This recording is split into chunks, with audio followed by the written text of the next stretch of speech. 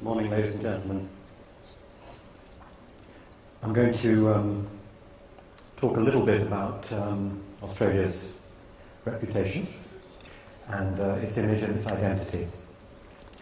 Luckily, today is the day when the results of my big survey, the Nation Brands Index, are publicly announced. The 2010 survey is officially launched today.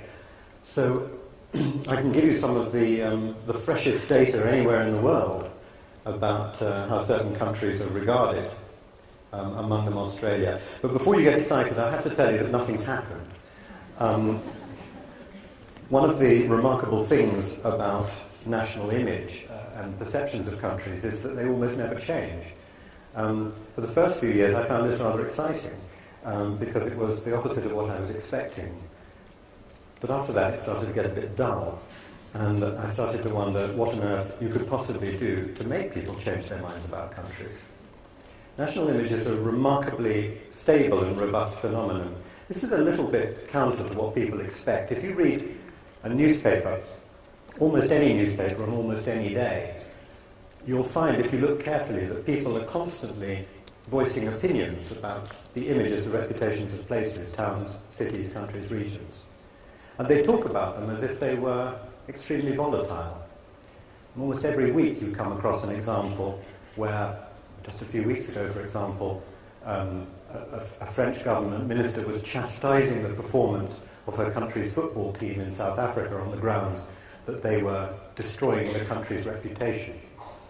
And similar things occur almost all the time in the context of Australian education and the very real problems that there have been surrounding the experiences of some students in this country. The phrase always comes up: it's destroying the country's image, it's destroying the country's reputation. And I think it probably doesn't, because I think that the way that people think about other countries is along the lines of something normative. I can use words like that with this audience, it's rather gratifying. You know what I mean by normative? It's a yardstick that you keep in your brain in order to measure things against.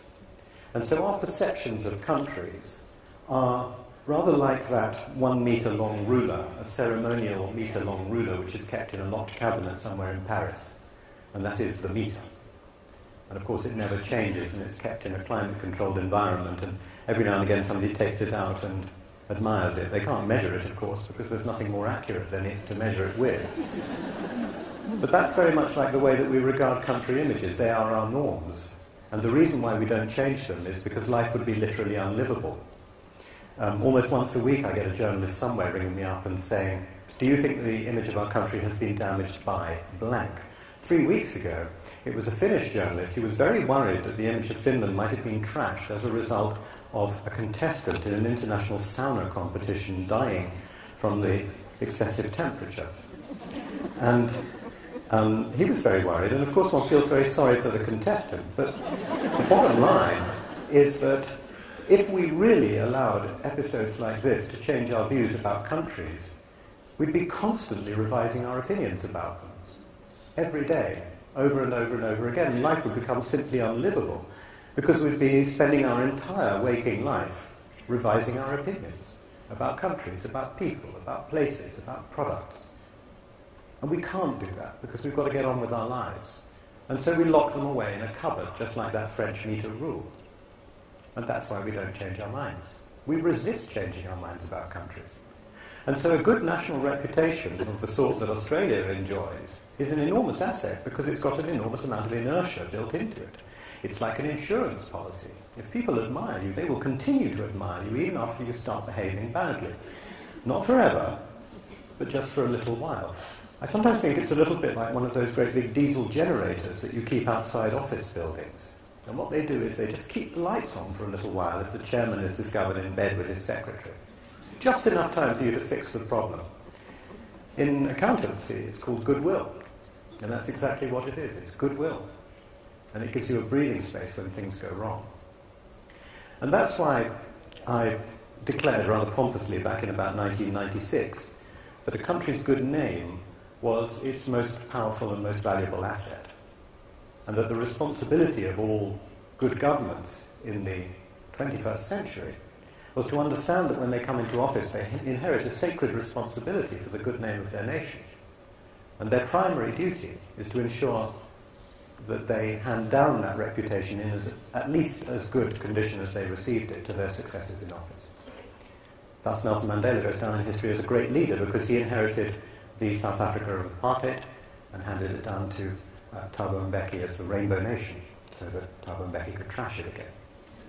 George W. Bush, by contrast, goes down in history as a bad leader because he inherited a brand America in vigorous good health, the result of 300 years of careful brand management, and handed it down to Obama in what looked like shredded threads and tatters, but it turned out to be not the case. So one way or another, I think it's very important to understand that these things are not things which can be very easily damaged, and by the same token, they're also not things that can be very easily improved or manipulated. They are vast, complex constructs. They are truly part of the culture of the country where the perceptions exist. Thus, Chinese perceptions of Japan are truly part of the Chinese culture. Japanese perceptions of China are part of the Japanese culture. The way the British view the French is part of the British culture, and vice versa. It's enormously difficult to uproot these and change them. I had a personal experience of this a few years ago when I launched the City Brands Index, which measures global perceptions of 50 cities. One of the things that the survey showed, perhaps not surprisingly, was that Amsterdam and Stockholm were regarded as being two of the safest cities on earth. And when I announced this in Amsterdam and Stockholm, the Dutch and the Swedes were outraged, and they all said, there's something wrong with your survey. Don't people read their newspapers? And the Dutch said, don't they know that Theo van Gogh, the radical filmmaker, was murdered in broad daylight in the street in Amsterdam just a few weeks ago, and Pim Fortuyn, the radical politician, just a few weeks earlier? And the Swedes said something rather similar. They said, don't people read their newspapers? Don't they know that Anna Lindh, our foreign minister, was knifed in a department store in broad daylight, and Olof Palme, the prime minister, just a few years earlier? And I thought, well, an interesting question. So I did something I don't normally do. I went back to some of the respondents in my survey, and I prompted them. I asked them, I said, so you say that Amsterdam's a safe city. Did you read about the murder of Theo van Gogh on the streets? And they said, yes, that's right. The filmmaker was murdered in broad daylight on the street. And in Amsterdam, it's such a safe city. So you see what's going on, don't you? It's the exception that tends to prove the rule. And what I said to the Dutch was, if you really wanted to earn a reputation for being an unsafe city, you'd have to engineer a political murder in broad daylight in the middle of the street in Amsterdam every week for a year, and then possibly people might begin to change their minds, but it's painful and it's reluctant. Now, this is one of the reasons why I get a bit cross when I hear governments and the advisors that they hire using a term which I hate to use so much, I can't bring myself to say it, but I'm going to have to, otherwise you won't know what I'm talking about. Nation branding. And I'm sometimes accused of having invented this phrase, and that's really a vicious lie, because I didn't. The phrase that I might have accidentally coined, and I wish to God I hadn't, was nation brand. You may well say that there's not a lot of difference in three letters, but actually there is. Nation brand, the phrase I think I accidentally used way back about 15 years ago, it's just an observation. It's a simple, straightforward observation that in the complex, globalized world in which we live, where every country competes with every other country for its share of what's going, which is tourists, investors, students, talent, consumers, and so on and so forth, the image of the country becomes tremendously important for the simple reason that this ain't a supermarket. This is not a situation where we've got three competing brands of soap powder and everybody knows everything there is to know about them. No, last time I checked, there were 205 countries and people know nothing about any of them. International public opinion, I've discovered, has a mental age of about 6.25 and an educational standard to match. And they really don't know about any of those countries. Hardly anything at all. I'm talking about mass audiences here. What I research is just ordinary people. I'm not talking about the elites that we meet with so much pleasure every day in our professional lives, but just ordinary folks. And in the absence of any great knowledge, any detailed knowledge of any of these countries, what do people fall back on? Well, they fall back on their prejudices. And prejudice and nation brand are basically the same idea. We use these constructs in order to navigate around an increasingly complex world, and they're idiotic and they're childish and they're stereotypical and they're out of date and they're unfair and they're ludicrous. But in the hands of the millions of people who make the millions of decisions every minute of every day on the basis of those prejudices lie the fate of nations. And that's the paradox in the whole thing. Because every day, in every country, all around the world, somebody somewhere is making a little decision. They're saying, where am I going to go on holiday? What am I going to buy for my children's birthday present? Which circus am I going to go to? Where am I going to go and send my children to get educated? Where am I going to go and get a further educational degree? Where am I going to go on holiday? What sort of car will I buy? A million decisions every day. And those decisions are guided in a very significant part by these prejudices about the images of countries. So nation branding is a ludicrous idea, the idea that if you don't like the image that your country has got, you can design a logo and make people change their minds about it. It's so breathtakingly naive that I hardly want to waste any time on it, but I suppose I've got to, because people carry on believing it.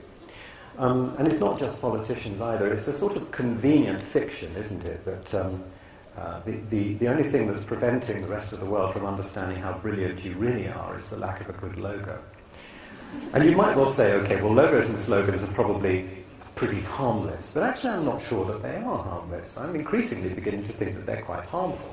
First of all, why is it? What is this compulsion that we have to turn beautiful countries with their complex, rich, contradictory cultures and populations and landscapes into a sort of shiny commercial product? Why do we want to do that?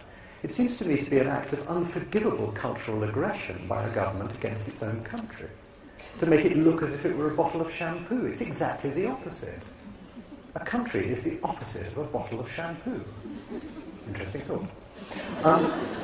It's certainly the opposite of a tin of beans, because the biggest difference really is that if you're selling a tin of beans, you can pretty much say what you like about it, and you can sloganize to your heart's content, because in the end the beans aren't going to complain.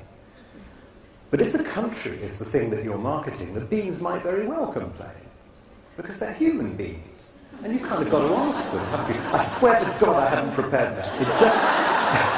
It just came to me in a flash. So I've got a cheat sheet here. It just shows how nervous I am talking to this audience. I don't normally have notes, but I'm disnumerate, and I can't remember numbers.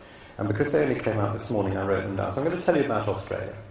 Australia is the 9th most admired country on Earth, according to my sample.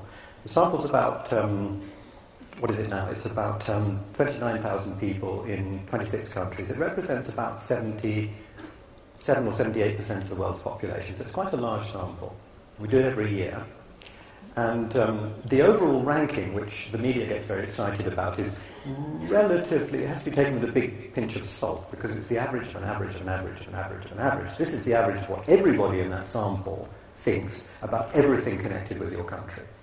And the questionnaire is quite a big one. There are about 50 questions in it, on subjects ranging from perceptions of governance, perceptions of the people, the landscape, the culture, the history, the technology, the education sector, and so on and so on and so on. And it's all lumped together. If you just add the scores together, the temptation to make a ranking is irresistible. And there you are, Australia comes 9th, which is pretty creditable, actually. It suggests that Australia has gigantic soft power, that it really does punch above its weight, because it's certainly not the world's 9th largest economy. It's certainly not the world's 9th largest population, and it's certainly also in a very inconvenient place. Australia comes 10th, then we go down to the 6 general categories, what I call the points of the hexagon. On the category called exports, which is about perceptions of the quality of Australian products and science and technology and things like that, Australia comes 10th, a little bit weaker than its average. Nonetheless, it's very interesting that what people around the world are telling me is that they love Australian products, which is remarkable because there aren't any. And